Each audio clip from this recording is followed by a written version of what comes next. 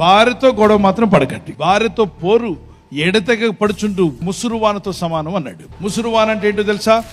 సోమవారం స్టార్ట్ అయితే వర్షం వచ్చే సోమవారం దాకా ఏమవుతుంది? పడుతున్నాడు. గాలి తుఫాన్ ఎలా ఉంటుంది? ఇలా వచ్చి పడక్కమని 2 చెట్టు కొమ్మలు ఇరిగిపోయి వెళ్ళిపోద్ది 15 నిమిషాల్లో.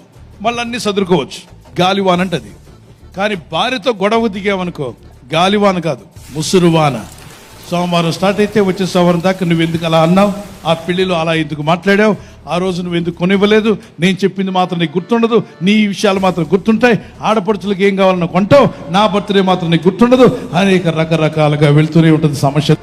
ప్రపంచంలో ఎవరితో గొడవ పడినా, భార్యతో గొడవ పడ్డావా, రాత్రి నిద్ర ఉండదు, పగలో నిద్ర ఉండదు, ఆమెను వేధించొద్దు, బాధ పెట్టద్దు. ఆమె ఇంటికి ఇల్లాలు, ఆమె వెలుగై ఉంది, ఆమె ఎంత సంతోషంగా ఉంటే నీ ఇల్లు అంత ఆరోగ్యంగా ఉంటుంది. భర్తలారా ప్రేమగా చూసుకోండి, భార్యలారా ప్రేమతో మాట్లాడండి, మీ మనసు మారునుగాక. ఆమేన్.